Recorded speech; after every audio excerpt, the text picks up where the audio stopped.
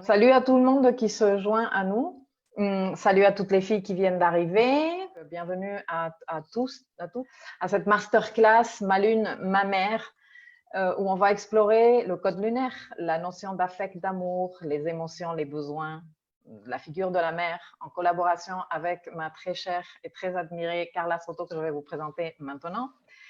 Et cette masterclass, je l'ai voulu l'organiser quelque part et je tiens vraiment à expliquer pourquoi, de façon spéciale en prévision de la fameuse fête des mères qui n'est pas hyper évidente à gérer par plusieurs d'entre nous, hein, de par le rapport que nous avons avec nos mamans et peut-être même de par le rapport que nous avons avec nos enfants. Le rapport enfant-maman n'a jamais été et ne sera jamais un rapport simple et simpliste. C'est quand même un rapport riche et complexe à comprendre et à accepter et à intégrer.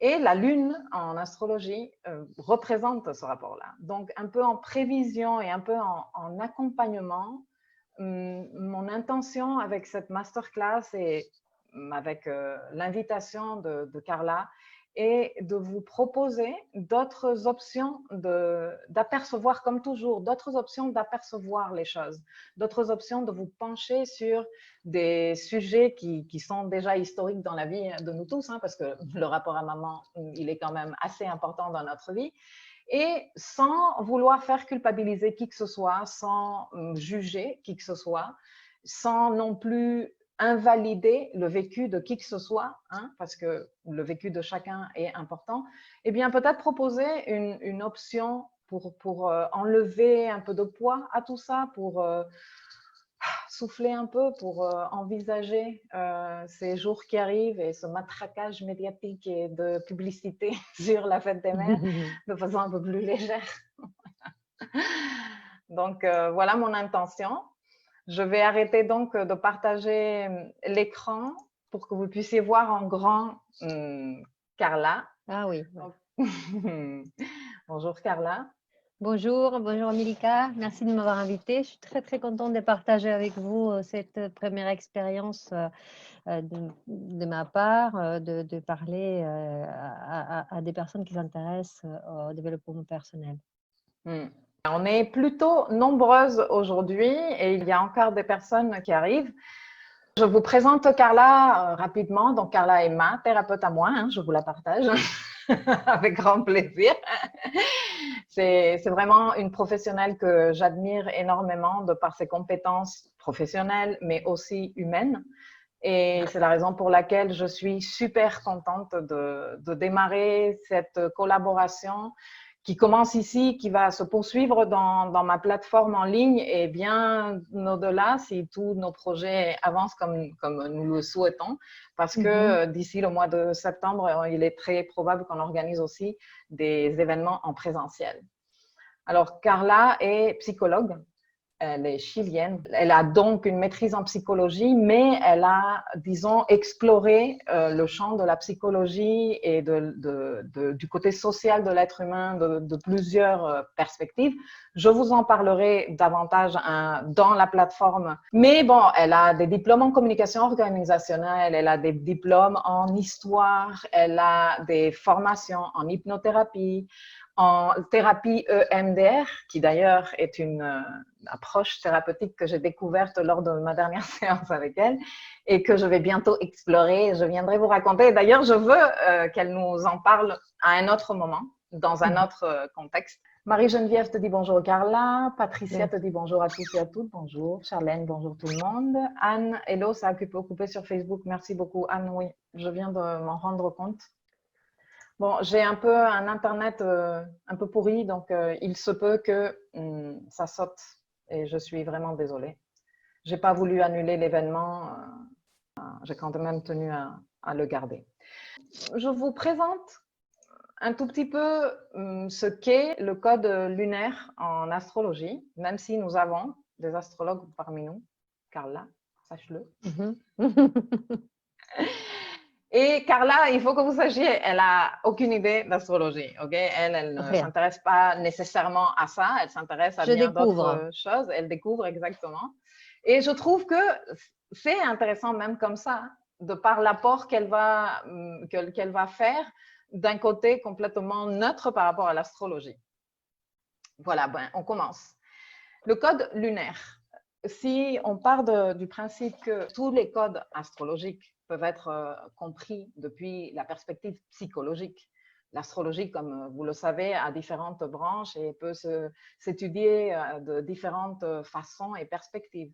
Mais il y a une branche qui s'appelle l'astrologie psychologique ou la psychoastrologie et qui considère les planètes comme des fonctions psychologiques. Et de toutes les fonctions psychologiques représentées par les planètes en astro, la Lune est la première à être activée. Parce qu'en fait, d'après l'astrologie psychologique et évolutive, les fonctions psychologiques représentées par les énergies planétaires s'activent dans l'ordre où les planètes se trouvent par rapport à la Terre. On commence par la Terre. La planète la plus proche, même si ce n'est pas nécessairement une planète, c'est notre satellite, mais on va l'appeler comme ça, la planète la plus proche de la Terre est la Lune. Et donc, c'est le premier code à être activé. Ensuite, Vénus, et bon, il y a tout un ordre. Mais il faut savoir que la Lune est le premier code astrologique à être activé dans notre vie. Et de toutes les fonctions psychologiques qui représentent toutes les planètes dans notre thème, la Lune est la plus complexe. Elle demande beaucoup de travail sur soi pour arriver à l'intégrer, pour arriver à la comprendre, déjà pour arriver à y mettre de la lumière, à dire, OK, là, ça c'est moi, ça c'est des choses qui me correspondent à moi, c'est comme ça en effet que j'ai établi ce type de lien, c'est comme ça que j'aime être aimée, c'est comme ça que j'aime. Bref, le code lunaire est très très important en astrologie et une des premières choses que j'ai apprises en astrologie est que un code lunaire en mauvais état cosmique ou un code lunaire non intégré peut bloquer l'expression de pratiquement une carte entière. Tellement on reste dans ce cycle de l'énergie lunaire. Alors, qu'est-ce la Lune? Que représente la Lune en astrologie? Eh bien, je t'ai fait une liste ici qui est non exhaustive parce que le code lunaire est richissime et très complexe en astrologie et considère énormément de différents aspects. Mais en gros, et pour, disons, pour parler de ce qui me paraissent le plus intéressant pour la masterclass qui nous concerne aujourd'hui, le code lunaire représente le style affectif, les liens d'affect, la façon de donner et de recevoir de l'amour. Le code lunaire représente également les besoins réels et émotionnels et la notion de manque ou de carence. Quand on est en mode « il me manque ça, je n'ai pas ça, je n'ai pas reçu ça », on est en train de parler à travers notre code lunaire. Les reproches sont faits à travers le style de notre lune, tout comme quand on aime, quand on veut accueillir quelqu'un dans nos bras, quand on veut le chouchouter, on est en train de le faire dans le style de notre lune. Eh bien, quand on se vexe, on se vexe comme notre lune, et quand on reproche et on s'énerve parce que nos attentes ne sont pas satisfaites, on est en train de le faire également à travers notre lune. Notre lune représente notre nature émotionnelle et les réponses ou les réactions émotionnelles. Réponse ou réaction, ça c'est un sujet à analyser plus en profondeur. La lune représente également notre refuge émotionnel, c'est-à-dire quand rien ne va, quand il y a un fort déséquilibre, quand on se sent seul, en forte carence, quand on se sent en manque dans nos besoins, on se réfugie dans le style de la lune. Une lune en balance ne va pas se réfugier pareil qu'une lune en scorpion. La lune représente notre lien nourricier, réconfortant et sécurisant avec toute situation, personne ou chose dans notre vie. Et par extension, elle représente les habitudes, les routines et les attitudes mécaniques et automatiques que l'on crée avec ces choses qui nous donnent du confort, qui ne sont pas nécessairement saines pour nous. Il y a des choses que l'on fait par réconfort, et tout va dépendre de là où se trouve notre lune dans notre thème, par signe, par maison et les liens de la lune. On va en parler un tout petit peu après. Mais il y a plein de choses que l'on fait par habitude émotionnelle, si tu veux, parce que ça nous donne un confort, parce que ça nous rassure, qui n'est pas nécessairement sain, ni à un niveau physique, ni à un niveau émotionnel, ni à un niveau psychologique. La lune en astrologie représente en gros l'archétype de la mère, mais elle ne parle pas nécessairement de ta maman à toi, tu vois. Et ça, c'est une question que l'on me pose très souvent en consultation et ailleurs.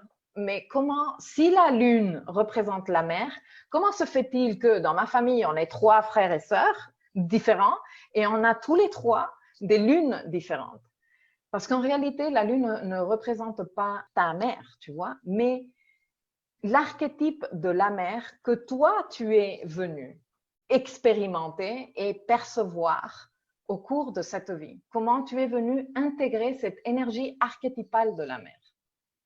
Je pense que Carla va nous donner un peu plus de détails, mais ce premier lien d'affect que l'on crée avec cette personne qui n'est pas nécessairement notre mère, hein. Il y a beaucoup de cas de personnes qui sont nées dans des conditions où elles ont été accueillies par une nourrice et c'est elle qui a activé leur code lunaire.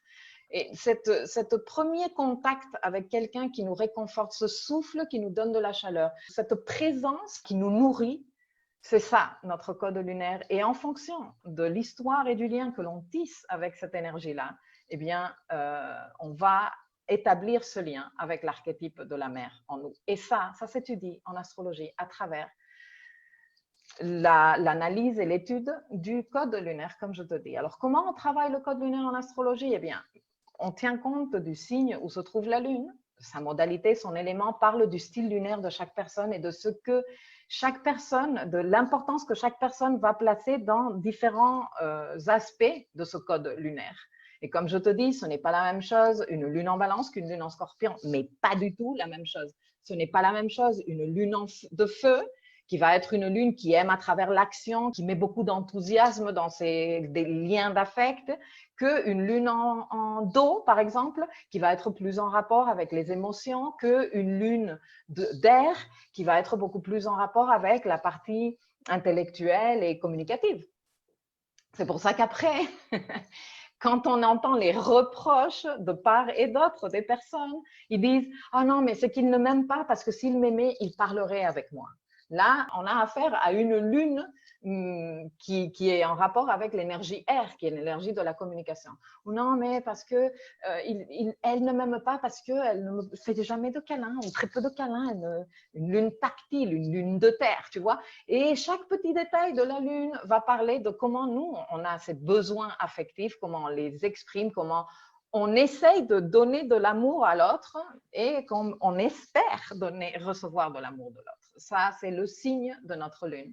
Les conversations que la lune a avec d'autres planètes parlent d'aspects de la personnalité touchée par le code lunaire. Et la maison où se trouve notre lune est le secteur de vie où le code lunaire se fera plus présent, en équilibre ou pas, ou consciemment ou pas. Et en réalité, et dans la plupart des cas, il y a pas mal d'inconscience par rapport à notre rapport à cette énergie archétypale de la mère jusqu'à ce qu'on commence à la travailler à travers multiples thérapies, dont une psychothérapie, dont les constellations familiales, dont voilà, il y a plusieurs options pour travailler et intégrer ce code lunaire parce que l'astrologie en réalité ne nous permet pas disons, de le travailler. L'astrologie nous donne des éléments pour mettre de la lumière dessus. Mais après, le travail d'intégration se fait par d'autres voies. Et c'est ici que je t'invite à te joindre à mon espace éducatif, notamment au programme d'Architecte de ma vie. Le code lunaire sera un aspect qu'on va explorer profondément au cours de la saison cancer qui arrive bientôt. Et dans ce programme, à travers des leçons d'astrologie et des outils de coaching de vie, de développement personnel, de psychologie bientôt, pour une plus grande conscience de toi, pour que tu puisses travailler sur toi. Ceci étant dit, je vais arrêter de partager mon écran. Comme ça, on va nous voir toutes les deux. Ça va être plus sympa. Donc voilà, Carla, quelle serait ta première réaction à cette présentation que j'ai faite du code lunaire? Alors, ça, ce qui me surprend le plus à chaque fois que j'entends parler de différents domaines, soit de l'astrologie, soit de la numérologie, soit de la micronutrition, de la micro-kiné, enfin, etc., c'est que finalement, sont que des facettes de la même chose. Parce que finalement, la lune dont tu parles, c'est l'image de la mère, c'est l'archétype de la mère, c'est exactement avec laquelle on agit en miroir, on s'identifie ou pas, mais finalement, c'est avec elle qu'on crée sa propre identité. Et là, quand tu parlais des styles affectifs, des styles des liens, des besoins affectifs, et des besoins affectifs réels ou irréels, des comportements mécaniques ou des comportements réactionnels, ben, tu parles exactement ce qui constitue les liens affectifs et les liens des créations d'identité avec la mère réelle ou irréelle, la mère qu'on a ou celle qu'on aurait voulu avoir. C'est dont on parle dans toutes les études et surtout dans les rapports avec les filles, mère-fille, mère-femme, mère-épouse, mère amante, mère et celle qui est les moins étudiée finalement en psychologie, parce que souvent on s'intéresse beaucoup plus aux liens mère-enfant, mère-garçon et fils-mère que mère-fille. Ah Et bon? il y a oui, oui, oui, il y a beaucoup Ok. plus d'intérêt sur l'Édipe, sur la construction des garçons, sur la construction de la relation garçon et mère que mère-fille. Et quand on est toutes filles de quelqu'un, mais on peut ne pas être mère, mais on est toujours fille. Et c'est ce rôle des filles qui est le plus compliqué, plus que celui de la mère, car la mère n'existait pas. La mère, elle devient mère. On ne naît pas mère, on s'est construit, on évolue, on change. Mais la mère qu'on a, c'est une mère qui est même parfois une invention. Et franchement, Et l'astrologie le prévoit comme ça, hein, parce que ce n'est pas ta mère. C'est l'image que toi, tu es venu travailler de cette mère de façon très extérieure et que tu dois te l'approprier pour finalement lâcher ta mère, ta vraie exactement. mère dans la vie. Exactement, l'effet de lâcher ta propre mère pour accepter qu'elle ne correspond pas à la mère que tu aurais souhaité avoir, que tu rêves d'avoir ou que tu veux devenir. Et comment couper ces liens nourriciers, ces liens réconfortants et sécurisants dont on a besoin enfant et d'accepter qu'on n'en a pas besoin ou qu'on devrait se nourrir soi-même, c'est réconforter soi-même, c'est réfugier soi-même et de renoncer à cette mère imaginaire et laisser sa mère devenir un être à part. C'est comme si on Émancipée. on ne laisse pas la mère redevenir femme, on attend qu'elle soit toujours mère. C'est clair. Et on l'enferme dans ses rôles de mère et on ne la laisse pas. On ne la laisse pas redevenir ce qu'elle est sans nous. Alors, on part de chez nos parents, mais eux, ils continuent à être parents. Nous, on continue à leur demander qu'ils aillent ces rôles des parents. Alors, c'est très intéressant d'aller dans ce que tu dis parce que dans la problématique identitaire, c'est qui je suis et qui je ne veux pas être. Et les miroirs, quand on se regarde, on se dit, mais ces gestes-là, je ne l'aime pas parce que c'est comme ça ressemble à ma mère. Ou dans cette photo-là, et ben, je vois la photo de ma mère, je dis, bon, on se ressemble. Quand on appelle, par exemple, moi, ça m'est arrivé plusieurs fois, je réponds au téléphone, je me dis, ah, mais je pensais que c'était ta mère. Et Toi, non. Non, je alors, ne suis pas ma mère.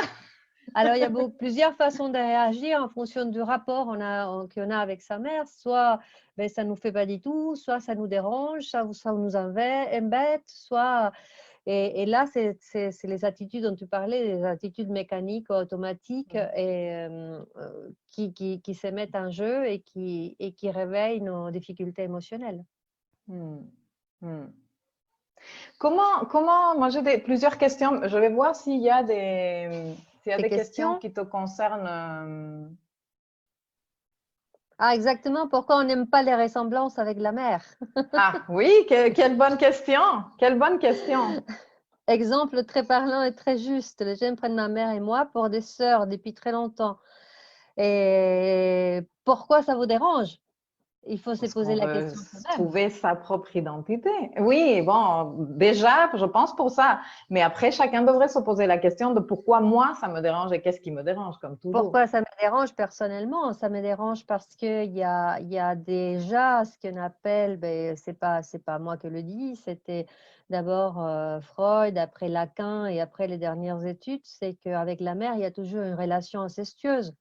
Il y a Hmm. toujours les rapports au corps, il y a les rapports à la femme, il y a les rapports à ce qu'on ne veut pas ressembler, parce qu'on veut plutôt ressembler à ce qu'est notre idéal des femmes, qui n'est Hmm. pas la mère, parce que la mère, ce n'est pas une femme, c'est notre Hmm. mère, de Je laquelle, fais un oui, halt. Les filles, la mer, la lune, Vénus, la femme qu'on est devenu être sur cette vie. Et c'est exactement ces mêmes codes. Bon, je te laisse ouais. continuer. Et ben voilà, il y a souvent, on trouve des mamans extérieures à notre mère, à notre propre maman. Il y a soit une copine de notre mère, soit une femme plus âgée qu'on a rencontrée, soit une amie qu'on admire, soit, enfin, il y a des femmes qui sont des femmes idéales, qui sont la femme qu'on voudrait peut-être devenir et qui n'est pas forcément notre mère parce qu'on coupe cet inceste qui est ce qu'on appelle l'inceste platonique.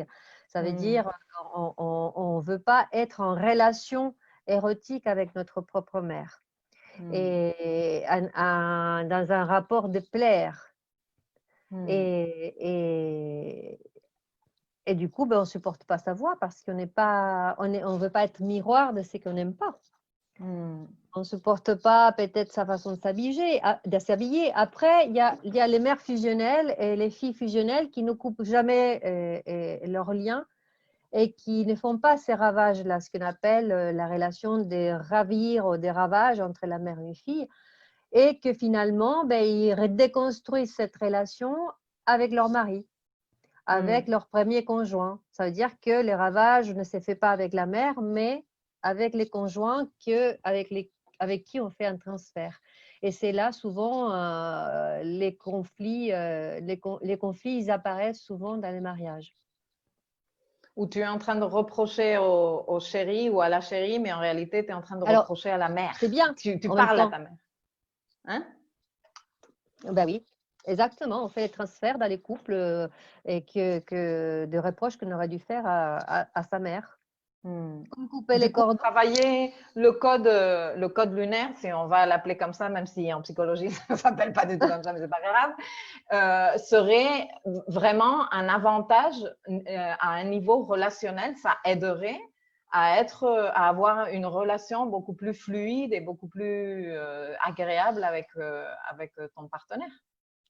Et je pense que la relation la plus fluide et la plus agréable d'abord, c'est avec sa propre mère. Hmm. Pas Pour ne toujours, pas... pas pour tout le monde, hein, Carla. Ah non, pas pour tout le monde, mais c'est ça, c'est là la grande problématique. C'est d'abord nos propres rapports avec notre propre noyau familial et Hmm. ensuite les autres. Et c'est ça qui est le plus difficile. Là, comment couper les cordons tout en gardant une relation où chacune prend sa place? Ben, déjà, en prenant sa propre place.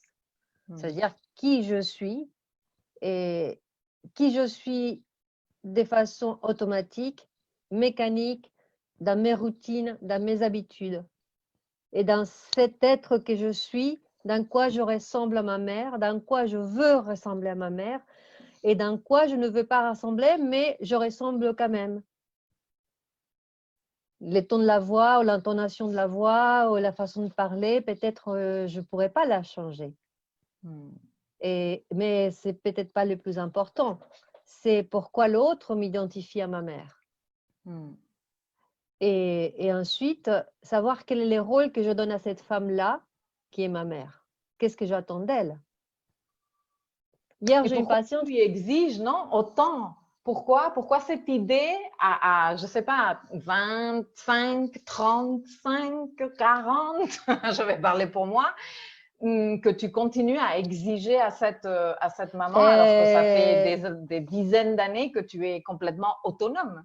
Parce que c'est la toute-puissance infantile qui reste encore, parce que c'est le seul être complètement inconditionnel qu'on puisse avoir, qui nous donne ce sentiment d'éternité, parce que c'est elle qui doit mourir en premier, parce que c'est elle qui doit remplir, combler tous nos besoins existentiels. Et elle nous a donné à manger. Pourquoi? Parce que en ce moment, il y a aussi des mamans qui nous écoutent, qui doivent dire, non, mais attends, moi, l'inconditionnalité, je voudrais qu'elle soit un peu négociable. Pourquoi une maman doit être inconditionnelle? Ben, elle ne doit pas l'être. Elle le devient en étant mère. Parce que l'enfant dépend de 100% d'elle. Oui, mais et quand après, on devient adulte, psychologiquement, on continue à dépendre d'elle. Comme on coupe les cordons en étant indépendant émotionnellement. Ça veut dire je suis capable de prendre mes propres décisions. Et quoi qu'on dise, quoi qu'on pense, je suis certaine et je ne suis pas offusquée si on pense différemment, si on n'est pas d'accord, et je ne demande pas l'avis des parents. S'ils me donnent leur avis, je ne m'offusque pas parce qu'on n'est pas d'accord. Et c'est moi qui se comporte un adulte. Au moment où je suis un adulte indépendant, je ne dépends plus de ma mère. Après, il y a la mère qui ne te laisse pas vraiment devenir un adulte non plus. C'est les habitudes, hein? Elle a aussi ses habitudes avec toi. Toute la vie, vous étiez comme ça et quand tu essayes de te détacher, elle est là, non, ne pars pas, tu vois? Oui, mais parce qu'elle a du mal à arrêter d'être mère. Grave. C'est pour ça que c'est tellement compliqué ce code. Oui. Alors, mais elle a du mal à arrêter d'être mère parce qu'on est toujours aussi dans la demande qu'elle soit et ce qu'on attend, et ce qu'elle a toujours été. On a du mal à accepter qu'elle change aussi. Qu'elle ne s'intéresse plus à nous, qu'elle ne pose pas des questions. Pas trop. Ah, ma mère ne m'appelle pas, elle ne me demande pas, elle appelle que je l'appelle. Ah, elle ne s'intéresse pas à mon métier, elle ne sait même pas ce que je fais.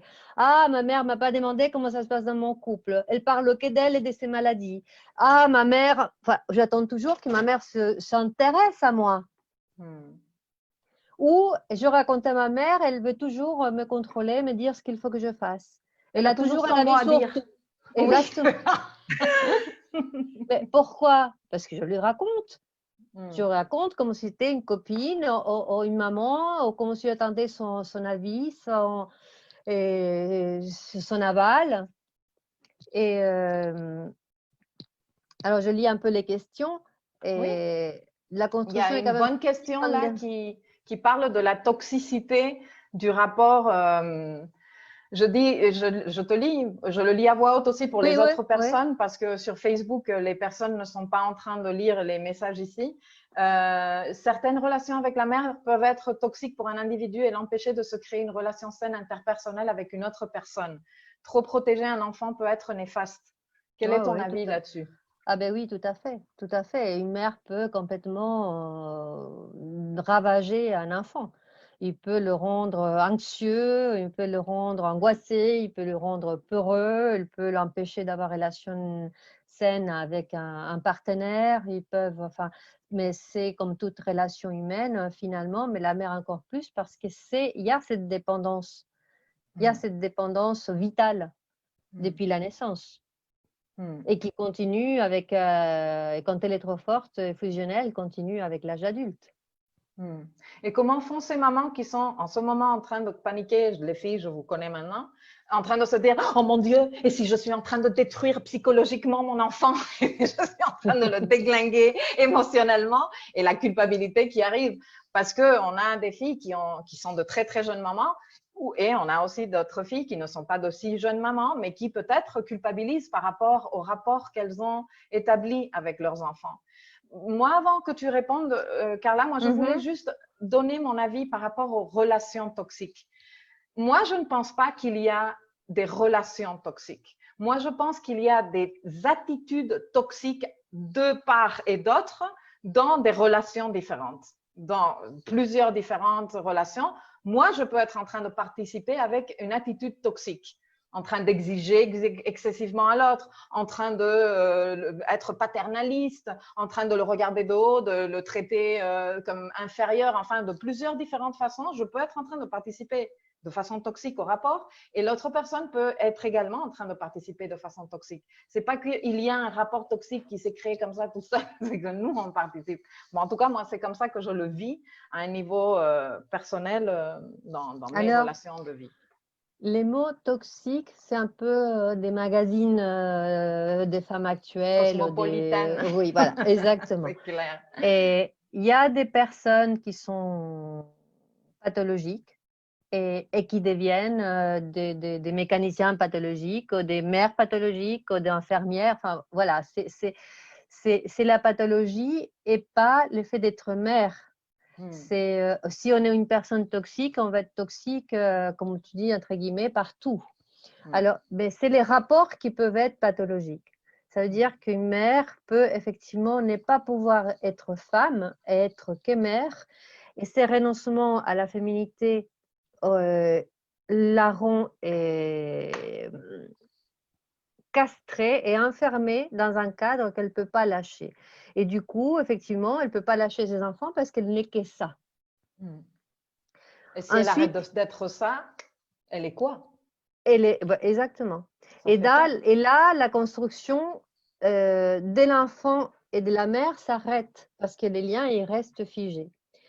Et dans les relations toxiques, comme on dit, ben oui, chaque personne a sa part de responsabilité. Ça veut dire que c'est lui qui accepte et c'est lui qui attache et c'est lui qui accepte de se faire attacher, de se laisser attacher. Alors, comment rester dans une relation saine en restant ensemble avec des enfants adultes? Elle pose la question, vouloir être autonome tout en restant au domicile, les difficultés relationnelles. Hein? C'est parce qu'on n'éduque pas les enfants à devenir autonomes. Et c'est ça le rôle de la mère. C'est pas d'être inconditionnel, et malgré tout, c'est d'être celle qui éduque l'enfant pour qu'il parte. Pas pour qu'il reste. Pas pour qu'on continue à être mère, mais pour qu'il soit adulte, il devienne adulte. Et pour ça, il doit renoncer à être enfant. Il doit renoncer à être adolescent. Mais qu'est-ce qu'on passe quand on a des enfants de 18, 19, 20 ans à la maison? Eux, ils ne renoncent pas à être adolescents, à être des enfants, et les mères non plus ne renoncent pas à qu'ils continuent à fonctionner en tant qu'adolescents. Ça veut dire que tu vas où, tu fais quoi, à quelle heure tu rentres, mais en même temps, il faut que tu aides, et en même temps, je leur fais à manger, je lave les linges. Enfin, il n'y a pas une limite. Il y a les pas limites, les pays. C'est un de mes sujets préférés. Tu décides de rentrer, de sortir et de ne pas me prévenir et d'être adulte à 18 ans, mais tu t'es fait à manger, tu fais tes courses, tu te mets la table, tu manges, tu fonctionnes comme adulte, même si tu es là. Alors, pourquoi la culpabilité, Carla, la culpabilité de je ne suis pas en train de m'occuper de mon gamin, il a besoin de moi et je ne suis pas en train de faire ce qui est attendu de moi. C'est quand même un gros sujet, tout ça. C'est parce qu'on a du mal à arrêter d'être mère, mais aussi il y a la peur. La peur parce que la peur qu'il leur arrive quelque chose, la peur qu'ils ne réussissent pas à s'en sortir, la peur que si on meurt, qu'est-ce qu'ils vont devenir, qu'est-ce qu'ils vont faire, de quoi ils vont vivre, et la peur, est-ce qu'ils vont savoir se débrouiller, est-ce qu'ils ne vont pas avoir un accident de voiture, est-ce qu'ils ne vont pas boire et prendre une voiture, etc. Enfin, et c'est ça la grande difficulté d'arrêter d'être mère. La peur d'être inutile, dit Anne. Et après, il y a Andrea qui dit la culpabilité de je vais faire du mal à ma mère si je ne lui réponds pas, si je ne fais pas comme elle veut, si je ne suis pas ici. Ben oui. C'est cette culpabilité de ne pas être le bon enfant. Moi, je voudrais comme donner, que les filles et les garçons qui nous regardent aujourd'hui, qui sont pas mal nombreux sur Facebook et ici aussi, et pour ceux qui vont regarder, qui se sont inscrits et qui vont le regarder en replay, face à la journée qui arrive, où tu n'as peut-être pas nécessairement envie de faire contact, où tu es en train peut-être d'essayer de reconstruire le contact avec cette maman ou cet enfant, parce que c'est toi la maman et dans l'affaire, mais que tu vas petit peu, baby step par baby step. Et cette pression, non, il faut avoir le rapport parfait avec la maman, parce que dans les pubs, non, on voit les mamans avec les sourires étincelants, on voit les enfants là comme on s'aime tellement, et toi, tu te sens tellement peu réel dans tout ça. Tu te dis, mais franchement, je suis un échec total parce que je n'ai jamais arrivé et je ne sais pas si j'arriverai un jour à avoir un rapport comme ça avec ma mère. Et tu sens qu'il te manque un truc, que tu es en train de rater un truc, que tu es incapable quelque part dans un truc. Enfin, je pense que celle-là est une réalité aux deux niveaux, aussi bien le niveau de je suis maman, et il y a des fois où j'en peux plus, j'ai envie d'être femme, voilà, je veux lâcher un peu tout ça et la pression de tout ça. Ou j'ai eu des situations avec mon enfant, mes enfants, et en ce moment, on est dans peut-être éloigné, peut-être pas très proche, peut-être dans la construction, tu vois. Alors, comment se passe ça? Et aussi, en tant qu'enfant, tu vois, tu peux vivre ça des deux côtés. Comment gérer la culpabilité, le matraquage, la comparaison, je ne suis pas là-dedans Mais encore une fois, c'est qui je suis, qu'est-ce que je veux devenir, qu'est-ce qui est important pour moi, quelles sont mes priorités et est-ce que je le fais bien? Est-ce que je suis consciente de mes erreurs et comment les corriger? La culpabilité, c'est ce qu'on n'est pas capable de dire aussi. Comment je veux dire à ma mère, il y a une question, comment je veux dire à ma mère, c'est qu'elle se sente triste. Ça veut dire que je sais que si je ne suis pas d'accord, elle va être fâchée, elle va être triste, elle va se sentir déçue. Pourquoi c'est si important pour moi qu'elle ne soit pas fâchée si je sais qu'elle va toujours m'aimer quand même? Elle peut être fâchée, mais demain, elle va continuer à m'aimer.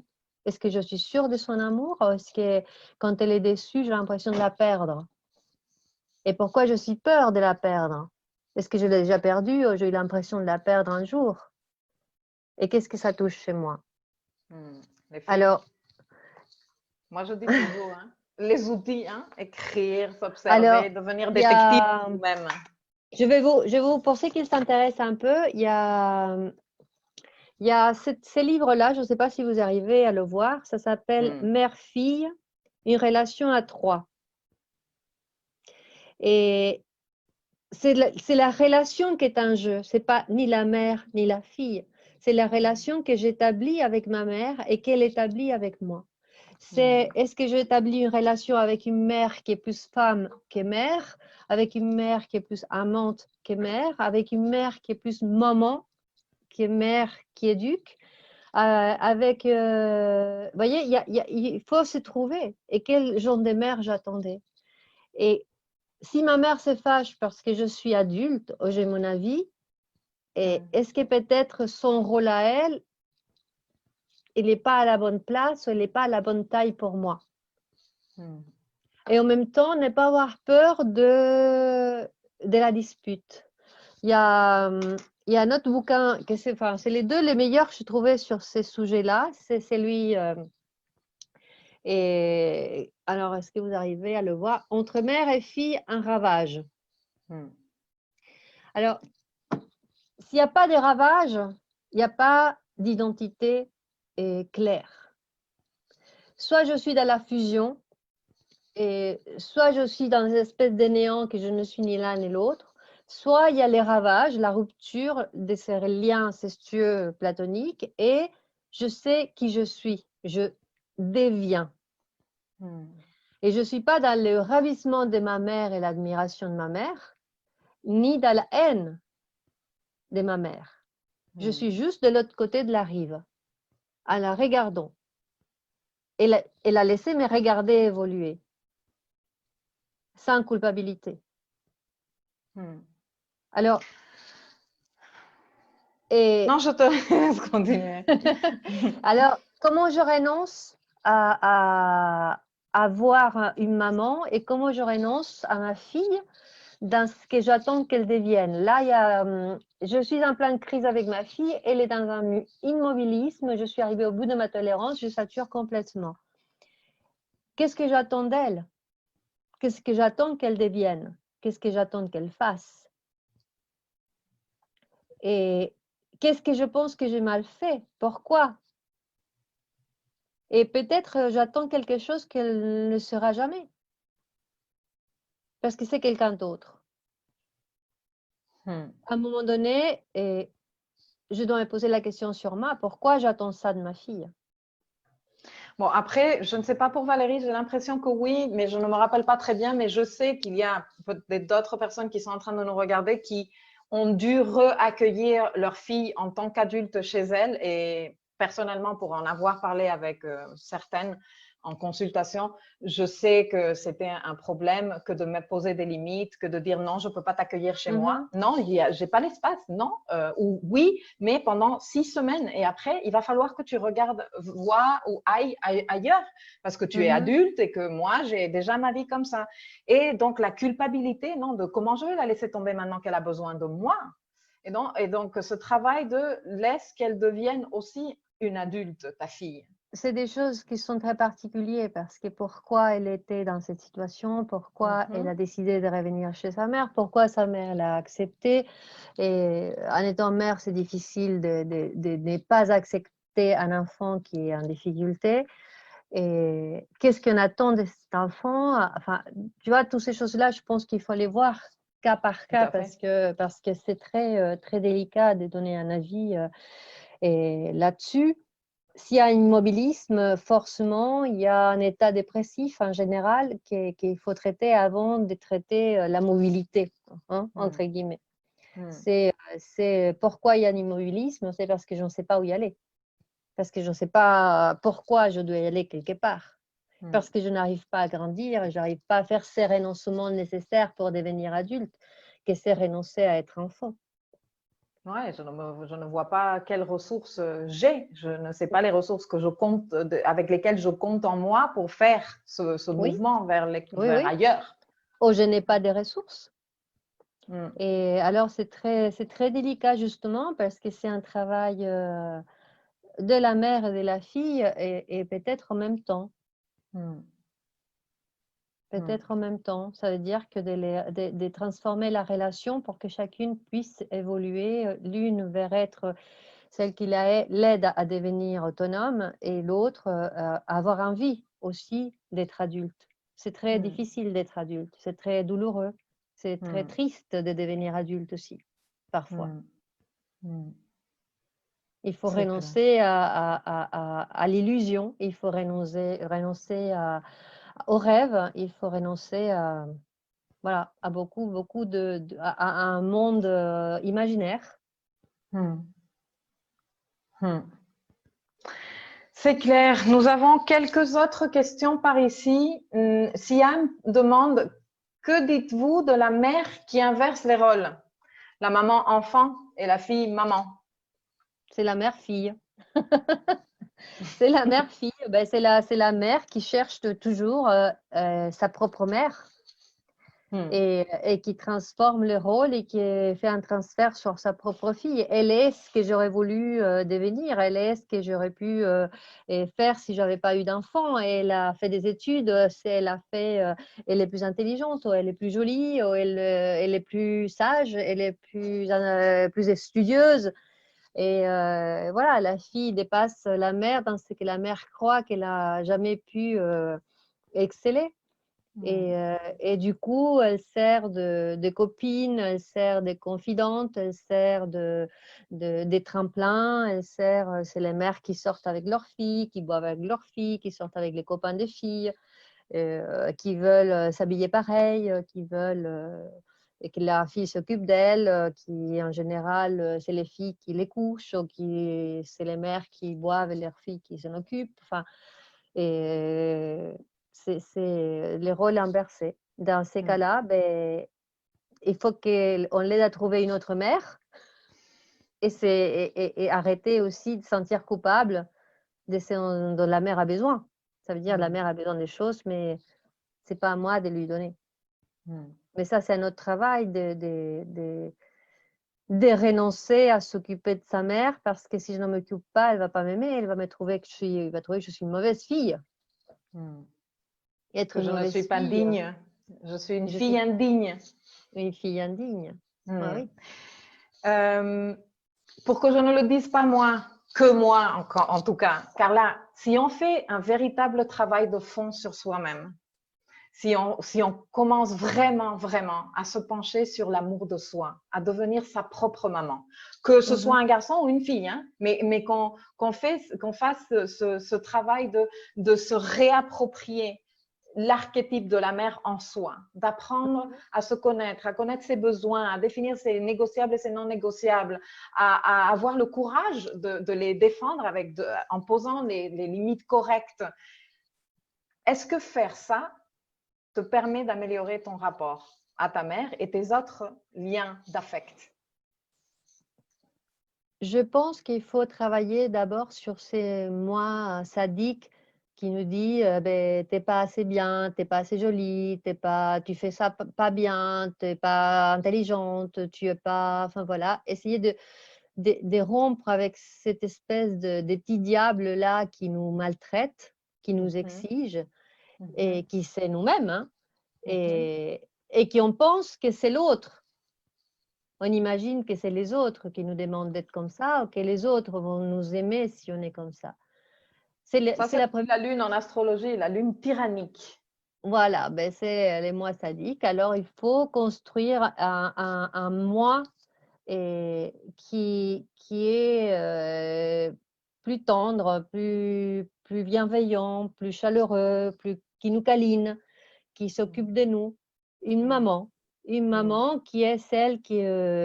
exactement, c'est un peu les reparentages. On peut se faire… ben, quelle maman j'aurais souhaité avoir ou quelle maman j'ai besoin d'avoir aujourd'hui?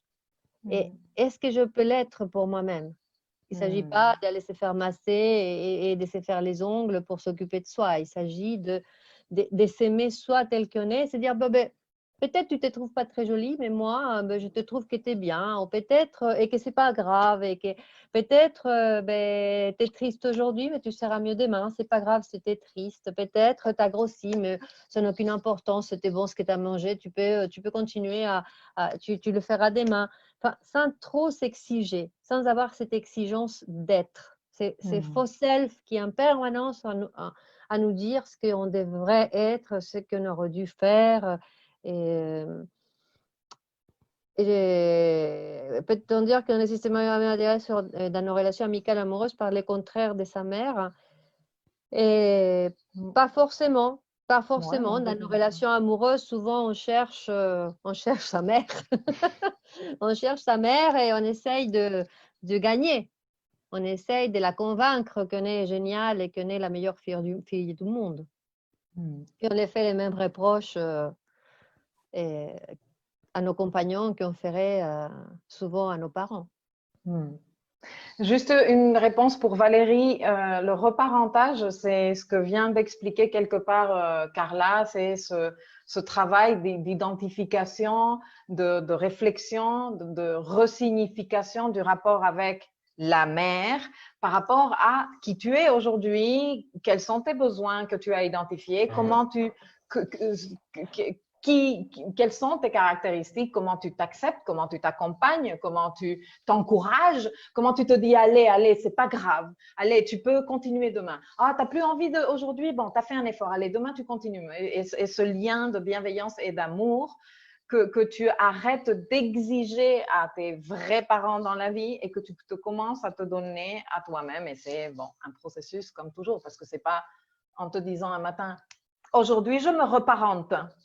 Et que tu vas tout boucler en 5 minutes, vous le savez déjà, c'est un processus. Non. C'est renoncer à l'injonction de nos parents. Nos parents, ils attendent de nous, et même nous, quand on est maman, on attend que nos enfants soient beaux, propres, bien élevés, et qu'ils s'habillent correctement, qu'ils sachent manger à table. On attend énormément de choses, qu'ils soient gentils, qu'ils soient sympathiques, qu'ils soient des bons élèves, qu'ils réussissent dans la vie, qu'ils aient un couple. On attend tellement des choses en disant « j'attends qu'ils soient heureux ». Mais nos parents aussi, ils attendaient tout ça de nous. Et ben, nous, on est ni à la moitié parfois de ce qu'ils attendaient de nous. Et tout ce qu'on attendait de nous, c'est ce qu'on se sent obligés à leur donner. Et qu'on pense que si on ne le fait pas, on est un échec. Un échec vis-à-vis d'eux, un échec surtout vis-à-vis de nous-mêmes. Ça veut dire, je suis nulle, je n'ai pas réussi. Je n'ai pas réussi tout ce qu'on attendait de moi, tout ce que je devrais avoir été ou devrais être aujourd'hui. Et c'est ça les faux self duquel il faut s'éloigner en se disant, mais je suis ce que je suis aujourd'hui et c'est très bien. Peut-être je n'ai pas pu faire autre chose, mais est-ce que c'était vraiment important? Exactement. Exactement. Chaque discipline propose des façons de s'approcher à cet énorme sujet qu'est notre rapport avec notre mère et comment établir un lien avec notre mère intérieure. Moi, je veux vraiment communiquer à ce sujet et explorer d'autres possibilités pour vous donner d'autres outils d'aller regarder. Mais j'ai quand même envie de clôturer parce que ça va bientôt faire 1 heure. Ah oui. En ligne. Et toi, tu as une consulte et moi aussi en plus. Donc, il faut qu'on parte toutes les deux. Pourquoi ne pas aborder cette fête des mères qui arrive avec 0 attente et avec peut-être une jolie intention? Genre, j'aime toujours expliquer. Parce que quand moi, je l'ai compris tout ça, je dis, oh mon Dieu, c'est comme j'ai eu un, tu vois, mental. La différence entre l'intention et l'attente. L'attente est quelque chose que tu espères recevoir de l'extérieur, d'une source extérieure, on ne sait laquelle. Ici, normalement, ta mère, ou ton enfant, parce que tu es mère et tu espérerais que ce jour-là, il t'appelle ou elle t'appelle, que ce jour-là, il pense ne serait-ce qu'à te déposer un bouquet de fleurs ou avoir un petit détail avec toi, je ne sais pas. Ces attentes sont ces gestes que l'on espère recevoir d'une source extérieure. Quand on est dans l'attente, on termine beaucoup par être déçu, si tu veux, et c'est là que les reproches viennent s'installer. Non, mais parce que tu aurais dû. Non, mais parce que si tu m'aimais vraiment. Non, mais parce que tout ça. Et face à cela, il y a l'autre option qui est hyper en rapport aussi en astrologie avec la lune, qui est l'intention. Okay? L'attente est très en rapport avec le code lunaire, mais l'intention également. Les filles qui sont en train de faire la formation Vénus le savent parce que c'est un sujet qu'on a déjà abordé. L'intention qui est quelque chose qui part d'ici, et qui est un engagement émotionnel de toi avec toi-même. De quoi qu'il se passe, moi, je vais cultiver cette émotion en moi pendant cette journée ou d'ici la fête des mères ou le jour où je vais la voir au repas de famille alors que je n'ai pas nécessairement envie de la voir ou si j'ai des fleurs le jour de ma fête ou si j'en ai pas, tu vois. Et faire la différence entre cette attente et cette intention et choisir de dire ça c'est mon intention, quoi qu'il arrive. Si j'ai des fleurs, si j'ai des chocolats, si j'ai un cadeau, si j'ai un coup de fil, si j'ai envie d'appeler, si elle me fait la gueule parce que lui ai offert des fleurs alors qu'elle espérait avoir, je ne sais pas, une invitation au resto, je ne sais pas, tu vois. Lâcher, pour ceux et celles qui nous regardent, s'engager peut-être pour d'ici la fête des mères qui arrive, de lâcher l'attente et de trouver une intention et de garder et cultiver cette intention d'ici le jour J. Voilà, ce serait ma proposition. Et si toi, tu as une autre proposition, alors, je pense que si déjà on se pose la question, qu'est-ce que je veux faire à ma mère? Est-ce que je veux lui offrir quelque chose ou pas? Est-ce que j'en ai envie? Est-ce que je vais la voir? C'est parce qu'il y a déjà une difficulté à franchir. Et il faut plutôt se poser la question, dans quoi cette relation m'affecte? Pourquoi ça me blesse? Qu'est-ce qui me blesse? Et qu'est-ce qui pourrait calmer cette tristesse? Comment je pourrais moi-même la calmer sans attendre rien d'elle? Et ensuite, si je suis mère et j'attends quelque chose, ben, c'est moi qui ai décidé d'être mère. Alors, c'est à moi de me féliciter. parce que je réussis, parce que je le fais, parce que c'était difficile, mais je suis toujours là, et parce que peut-être je me suis trompée, mais bon, tout le monde se trompe. Alors, c'est à moi de me féliciter, je peux me faire moi mon cadeau. Mm. C'est moi qui ai décidé, qui a eu envie. Et alors, lui, il ne m'a rien demandé, mon fils, il ne m'a rien dit, il ne m'a pas dit, alors pourquoi c'est à lui de me féliciter? Mm. Je peux me féliciter moi-même. C'est comme si on Mm. demandait qu'ils nous remercient de les avoir amenés au monde. Mm. Et il n'a rien à me remercier, c'était mon choix. Et si ce n'était pas mon choix parce que je tombais enceinte par hasard ou par... voilà, c'était Circonstances de la toujours mon vie. choix. Mm. Ça a été toujours mon choix. Mm. Alors, mes enfants n'ont pas à me remercier d'être en vie. Et voilà, enfin, c'est mon point de vue. Mm. Bah, très bien, Carla, je te remercie énormément. Je vais aller jeter un dernier coup d'œil aux participations. Nous avons Annick, salut Annick, qui dit on est l'arc qui tend la flèche. Valérie qui dit pas facile de se construire en tant que mère en ayant perdu la mienne jeune, justement. Très jolie l'idée de se féliciter d'être mère.